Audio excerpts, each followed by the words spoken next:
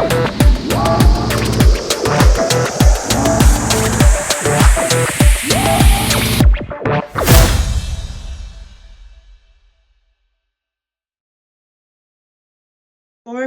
if you've got any questions or think of anything a day or two, a week down the line, pop it in there. I'll do a wee roundup in a couple of weeks and I'll send out the responses via the Eventbrite email. Because I know myself, it takes me a couple of days really for things to sink in, and then I'll say, oh, why didn't I ask that? I wish I had asked this, or I wish I had said that. So that just gives you that wee extra opportunity to do that. I think we'll just get started. Hello everybody, welcome. Thanks for joining us on a lovely sunny Friday afternoon.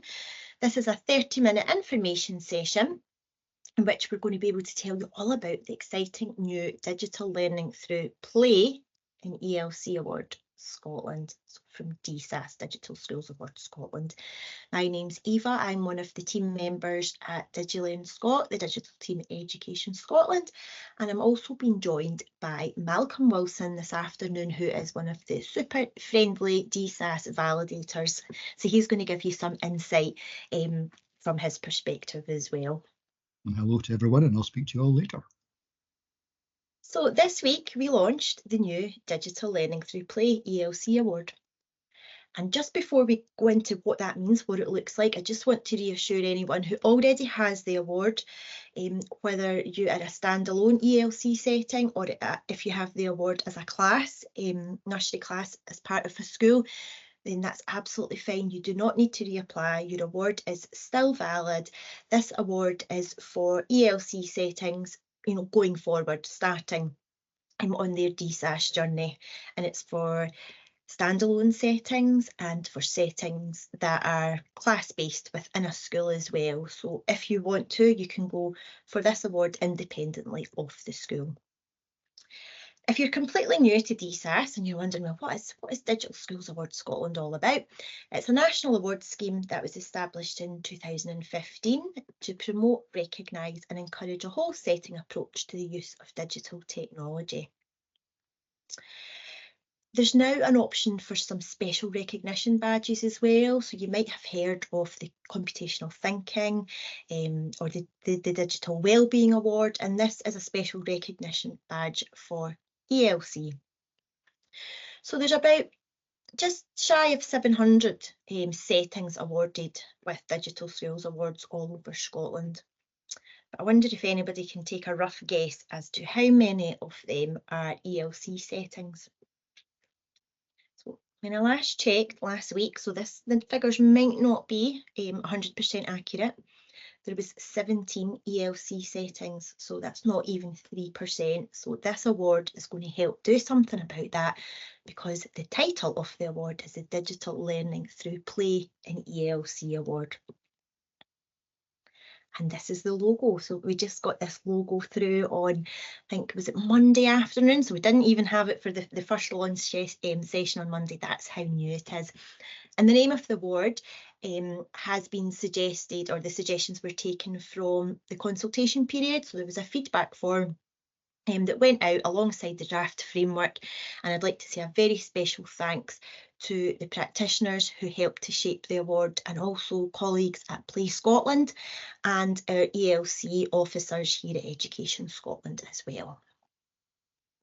And it's been a great time to introduce it, because this week is Scottish Digital Literacy Week, and we had our roundup session at 11 o'clock this morning. We had a live lesson focusing on creativity, so it's been a fab week, and all the recordings from all of the sessions will be available on the DigiLearn Scot blog soon. So in this short information session, we're going to talk about the purpose of the award, what the framework looks like, and why you might want to achieve it. So the award helps us to think of the bigger picture, the smaller pieces of everyday technology, even the settings and the practitioners who perhaps don't actively explore digital technology explicitly, or if they maybe don't feel very confident or skilled in using digital technology, I'm sure are using it to some extent, and that's what this award recognises. So it's here to reassure that digital technology is not just for the most confident of settings, who can do all sorts of wonderful things with green screens and stop motion animation. It's about celebrating the many everyday practical uses of technology that we are using and leaning to enhance children's experiences and to make our lives easier as practitioners. So I thought this image here really captures it. This little boy's on an outdoor walk. But to make that happen, what digital technology would have been involved? We would have had to have done a risk assessment, wouldn't we? Because everything we do is risk assessed. So what might we have checked? The location, the map, how many roads to cross, what is the weather going to be like that day? We might have used the built-in compass to help us navigate our way. We might have been counting our steps using step counters or tracking our journey using the app on the mobile device that we would have to take with us, of course, for that risk assessment.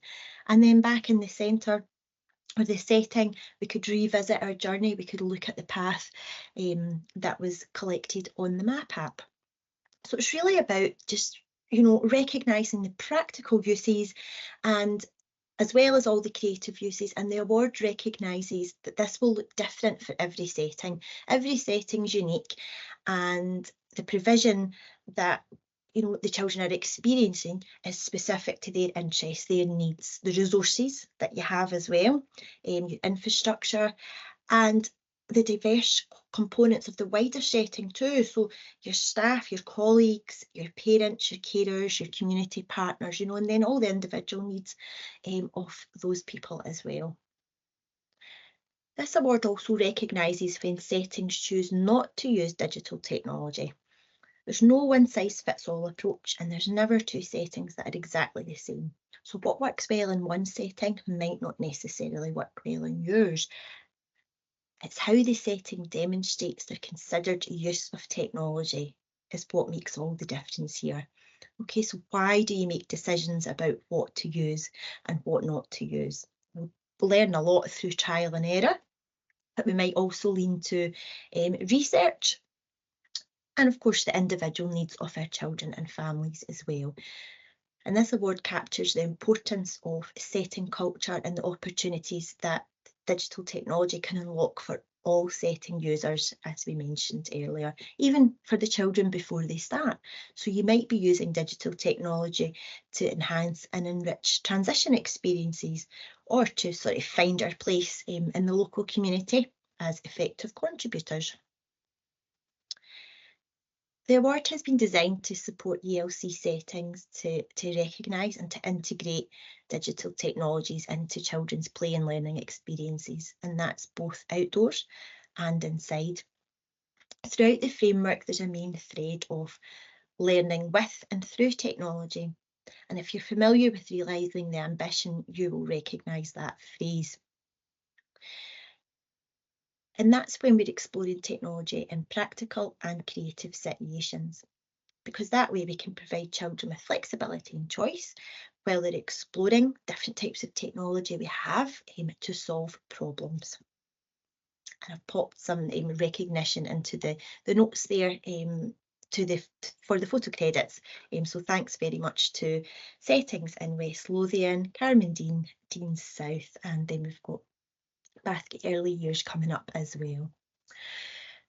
The award values the development of a whole setting approach, and it's specific to ELC context, current context, so realising the ambition as we mentioned.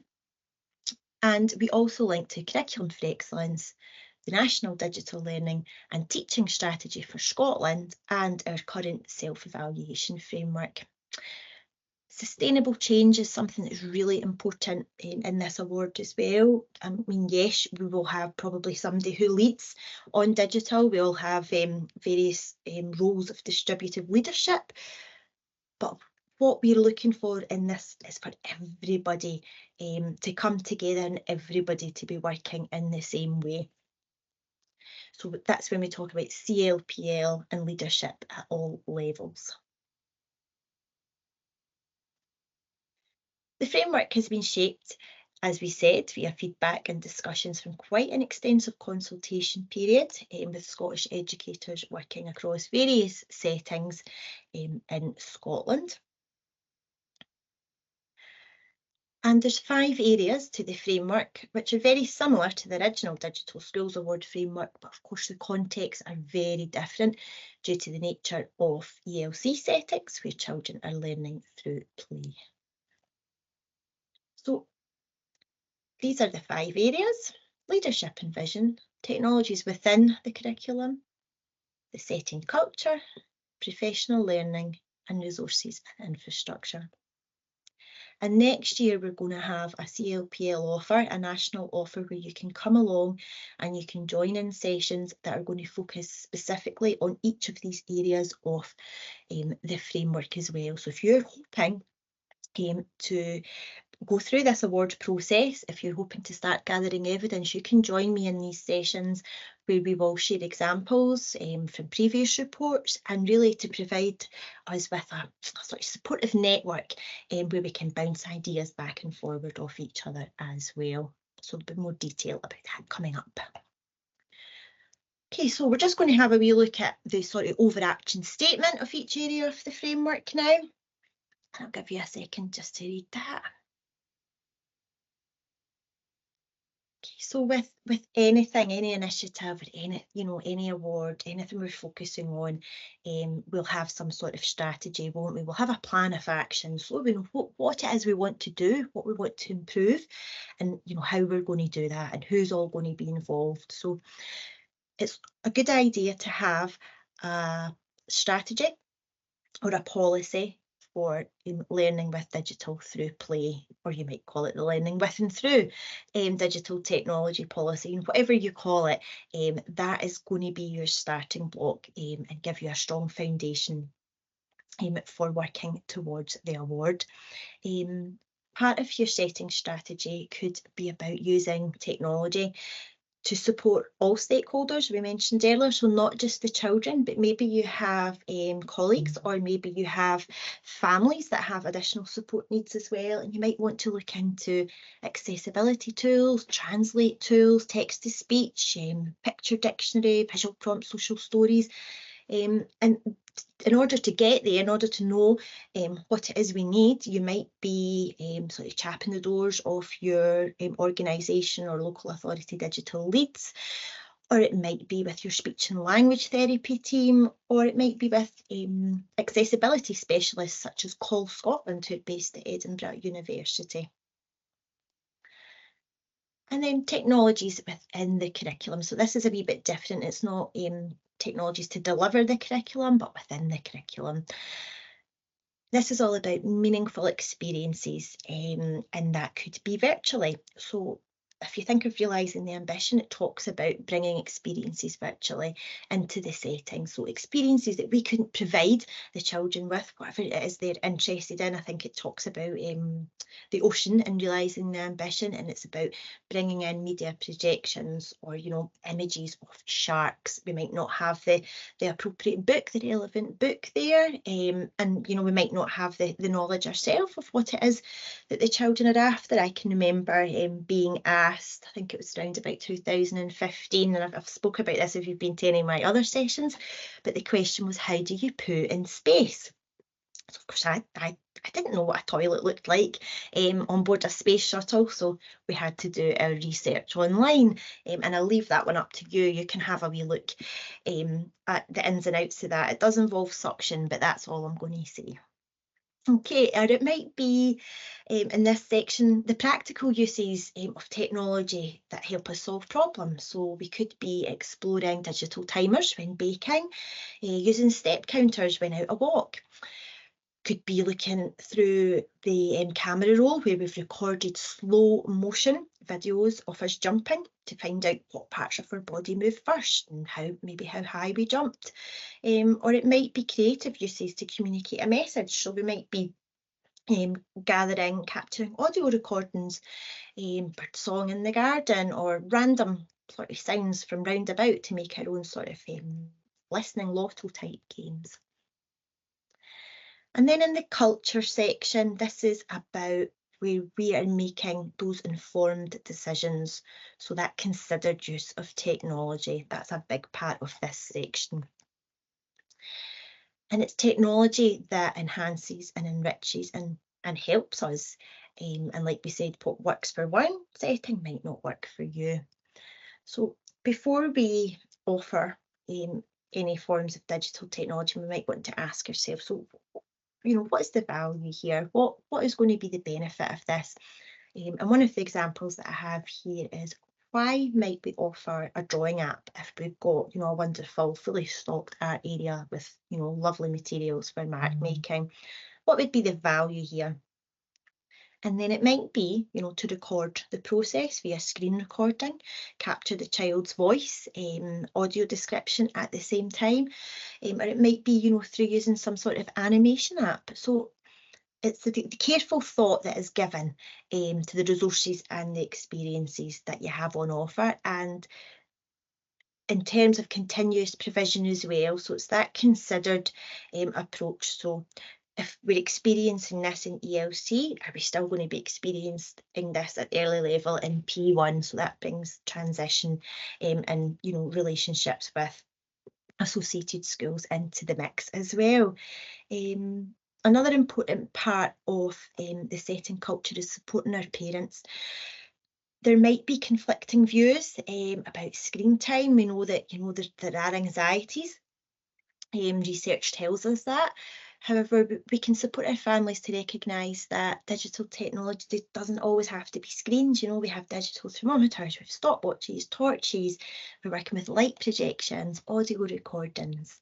And it's also about supporting families with those worries by inviting them to learn with us. If you have stay and play sessions or any sort of try at home activities, learn with us, help us make decisions, help us make choices about what works for us, what our children respond to. And I've popped some links into some current research that I have been having a read at recently from a couple of different studies that have been going on. But one of the quotes that really jumped out to me, and I thought that's actually relevant for practitioners as well, was it talking about parents don't always recognise themselves as role models when using digital technology. And the quote is that they should think aloud as they use technology, explaining the thought processes and involving children in simple tasks such as online shopping, which provide language-rich opportunities. I thought, we could do that, right, we're just going to log in, I need to put in my password, I need to put in my username, we do this to keep our information safe. Or if we're ordering groceries, I used to do it on it was a smart board at the time we had, and the children would select, they would recognise the items, the grocery items, because there was a visual as well, and then they would help us to count and select the quantities and so on. So it's just, thinking about those, the bigger picture really. And then in CLPL, ethos of self-reflection is important here. So what's working well, what's not, what's relevant to the needs of our staff, our children, our families. And we know that that's something that's ever changing, isn't it? And our children change all the time as well. Cyber resilience and internet safety is a big part of this as well. So we know that keeping children safe is, a key component in our job, child protection. And we have, mandatory data protection training, things like that, but we need to be thinking about cyber resilience and internet safety in the context of our youngest learners and, what that means to them. So what is safe and secure? And if anybody would like any further support on that, the team, the Digital Team Education Scotland, we have a series of CLPL sessions that really raise awareness of this through play and hands-on exploration. This section, as well as going along to courses and maybe doing some reading, it's about time for you to tinker as well. So if you have resources, you're maybe not very sure what they do they light up, do they make a noise, what can we do with this, does it connect to the internet? It's having that time to be able to explore and play as well, and that counts towards your CLPL too. It might be watching a video, it might be listening to an audio book, it might be linking up with another setting and having a wee video call, having a chat about what they're currently trialling, what's working for them, what their children are responding to. And then that leads us nicely into the resources and infrastructure. So do we know what resources we have? Are we, making sure that they're developmentally appropriate? Are they supporting learning through play? Are they helping us with assessment and administration? It's all about the right tools for the job and knowing what works for us. And knowing what resources are internet enabled, because of course that then means that we might have to store them in a different way, make sure that they're secured. And it's important that we are sharing these messages with our families as well. We're probably now, I'm sure, all aware of GDPR, but are we making sure that our families are understanding what data is collected, if we're taking photographs, where the photographs go, who might see them, and all that sort of thing. So in terms of collecting evidence, and I'll show you how to access the site just shortly, do what you do already, do what works for you. If you're not collecting and gathering evidence electronically or digitally and you use flowbooks, take pictures of the flowbooks. Do not double up on the work here. You might use a learning journal app already. Many settings do. It might be something like Seesaw or Sway or blogs. Take screenshots if you can. Take screenshots. And we really would love to see through the children's eyes as well. So as well as the adults in the room being able to capture observations visually, and what's going on, it's from the children's eyes as well. A lot of settings are using Microsoft Sway to document learning in a sort of learning story style. And this can include photo, video, audio examples, and it's easily editable and shareable. Last night we had a session from Coldeside Nursery in Dundee, and they shared their process of gathering evidence for validation, and it was Sway that they had used as well, and I've popped a wee link onto that video just further down in the slides. Some settings favour book creating apps like Book Creator or Our Story. You might already use PowerPoint. That might be what you use in your setting, if you're creating sort of themed slides for whatever the current interest is at the time. Padlet might be a tool that you're already using. So it's, whatever you're using, whatever works for you, go with that, make your life easier. And if this is a completely new way of working with you, you can let us know. We can provide support on capturing learning digitally as well. Okay, so I'm going to have a wee rest now and hand over to Malcolm, who's going to tell you a wee bit more about the validation process itself, and then I'll show you where you can access the award. Thanks, Malcolm. Thank you very much. Thank you very much, Eva. And Eva has set out the process of the things that you're going to be doing. However you gather that evidence, you upload it onto the portal, which Eva is going to show in just a few minutes. But it's then what happens next. And firstly, the digital administration team for the Digital Skills Awards ELC Award, they would see that you had said we're ready for validation now by pressing that button saying we've got everything in place. And having been alerted, they would then get in touch with a validator and assign one of us, a small team that cover the whole country, and one of us would be assigned to then arrange a meeting with you. And the virtual validation, it's done virtually, it's all online nowadays. The virtual validation usually happens within a few weeks, usually a couple of weeks in my experience, where you find a date that works for you and that it works for the validator, and then you set that time in motion. And the validator will ask you to set up the virtual meeting, because it then means it's a tool that you're comfortable with, one you're familiar with. So whichever platform you use, you invite the validator to that virtual meeting and set that in your calendar so it's all ready to go. And nearer the time of the validator usually is looking for, well, who's he going to meet or she going to meet? So if you can drop a list of the people that are going to be meeting the validator, whoever that might be, to give a flavour of what happens in your setting. And then when it comes to the day, whichever day that is, all the validators are very aware that things happen on the day, that sometimes things can hiccup and that a member of staff might be sick. So either if it gets close to the day and you realise you're not going to be able to do it on that day, it's perfectly fine to delay it and put it onto another day, or different people are going to be meeting with the validator. That's all perfectly fine too. We want that process to be comfortable to you. We don't want it to be stressful for you. And we're certainly not aiming to try and trip you up. We're trying to help you celebrate what you have achieved. This is a self-evaluation framework. So it's about you saying, this is our journey, here's where we're at, here's what we have achieved. And then somebody from outside, a validator, recognizing what you have done, hearing the story in the validation part, because that adds meat to the bone, where what you've uploaded and shared, the validator will have questions. They want to talk to you about the different things that you've shown. And they want to hear from the people that have experienced that and what it feels like. And of course, you don't get that from uploads. So it's from that conversation in a validation meeting to find out what's happened, what's been successful. And even if you have things that haven't been successful, that's part of a process.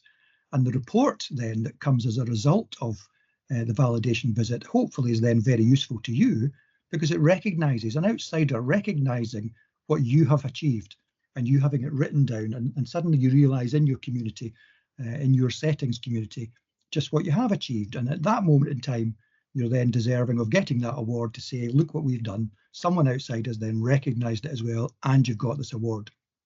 So in terms of timescales, the validation process is then immediately followed by the validator writing up that report, sharing that into the portal, and then within a day or two, the certificate will come through to your setting along with that written report. And the badge that you can see there on the screen right now, you can have that badge and put it on your website if you have a website, put it in your email signatures if that's what you use, and you can add these wherever you want to share it, basically, to have others recognizing what you have achieved already.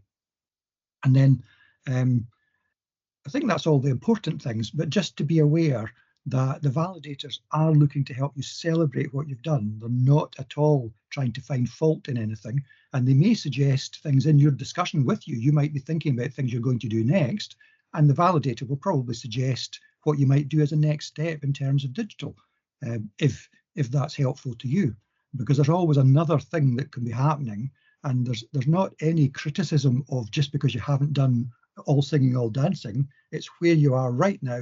The report recognises where you are now, but there may also be suggestions that you've shared, that you've been thinking about, and the validator may have that experience from elsewhere to say, well, others that have done what you've done have now done this or this or this.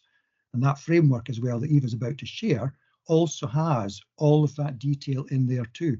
So as you go on to the framework process and is breaking it down into the different headings that Eva's already outlined, then within there's also examples of practice, documentation and guidance from elsewhere nationally or other places, internationally indeed, to give you examples of what that might look like.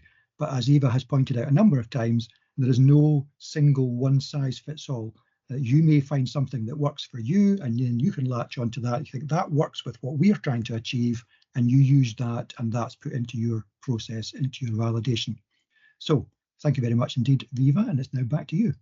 Thanks, Malcolm. And I can vouch for all the validators being lovely people. I have met 4 since this time yesterday, and they are all approachable. They will help you, and like Malcolm says, they're not there to pick fault. They're there to help you, recognise the great work that you're doing and to celebrate it. So I mentioned earlier that there'll be a national network of professional learning in support of this award. You don't have to come if you feel, you are ready just now to open up a DSAS account and start gathering evidence, submitting evidence, then you can absolutely go for that. But if, you would rather take small steps and join the group, look at each area of the framework in a wee bit more detail and the sort of what it might look like for you, what it could look like for another setting. Because in this call today, I've just given you sort of one example for each area of the framework, but there's so many more. And I'm sure as you begin to read through the framework yourself, there'll be lots of light bulb moments and you'll think, well, no, actually, I could do that. I could do it in a different way. At the end of this programme, we're hoping that settings will apply for validation.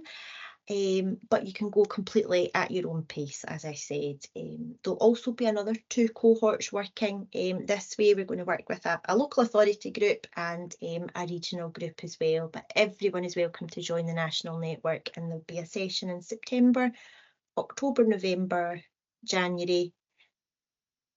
And yes, I think there'll be 4 sessions because the last 2 areas we are going to combine, so there'll be 4 sessions. There is also a collaboration space set up within Microsoft Teams in Glow, and that's just a place for that sort of continuous conversation, you know, to keep the conversations going in between meetings, and you know, to be able to share and bounce ideas back and forward. So there's a link there in the notes, and you'll be receiving an email just in about a wee minute or two with those links in there too. So when you open up the Digital Skills Award website, you need to log in first of all. Okay, so up at the top right hand corner, you can see that I have logged in. And then in the middle of the screen, it will ask you to choose your award type before starting. Okay, so I've done the registration, and it will ask you for a seed number for your school, or your ELC setting, sorry, a seed number, and that will create your account. And then it moves on to the self-evaluation section, and you've got to choose your award type before starting. So if you click on the little drop-down button, the Digital ELC Award Scotland is right at the very top. So don't be tricked by going up to the resources tab here before signing in, because it won't show up there, and that's tried and tested because I kept looking for it thinking, where on earth is it? Then I realised I had to sign in. So I mentioned earlier that we had a sharing practice session last night, so I've linked the video in here. It was the team at Coldside up in Dundee who have recently been awarded Digital Skills Award. They were using the old framework because this one wasn't ready at the time, but their examples are so very relevant. They're amazing examples. The sound quality is not the best on the video, but if you pop headphones in, you should hear it a wee bit clearer. So there's a lovely example of practice there. Now, just before we finish, I just wondered if anybody noticed there was 3 photographs throughout these slides of children using iPads. And I wondered if anybody noticed what they were doing. So in the first picture, the 2 wee girls were using the camera app. They were taking pictures. In the second one, there was an iPad open on the timer app during a baking activity. There was a wee person eagerly waiting for the timer to go off. And then in the final picture, there was a device outside with a sort of waterproof tough cover on a really rainy day. And in that picture, they had done some research inside online when they had connectivity, downloaded some pictures, saved some pictures, then took them outside, and it was pictures of outdoor art. So they were using it like a visual shopping list to go out and, you know, select the leaves, the stones, the twigs, all the sort of things that they needed. And I just wanted to mention that because there was no real sort of focus on like learning apps. That's something I get asked all the time, you know, what apps could you recommend, what apps? So think about the bigger picture, you know, the practical examples, all the built-in tools on these devices, and think back to the example about the drawing app. You know, is it going to add value? Is it going to enrich the experience? Is it going to give children a different experience? And if not, then, you know, why would we use it? So it's not about what we use and how we use it, it's about why we use it. That's really important, and that comes down to knowing your learners, which I think we do really well in ELC.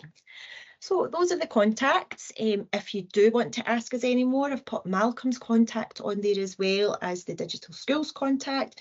Your Digital Skills homepage, there's myself, and down the bottom there a link to the DigiLearn Scot website. That's where you'll find information and adverts for upcoming CLPL sessions and webinar recordings and loads of other stuff. So go on and have a wee look when you can. So I'm not going to keep you any longer. It's a lovely sunny afternoon. Hopefully, if you've not had lunch yet, you can have it outside, and whatever work you still have to do, I hope you can do it at least near a window and get a bit of vitamin D shining in on you. So thanks everybody for joining. I'll stop the recording, and then if anyone has any questions, feel free to pop your mic on or pop them in the chat.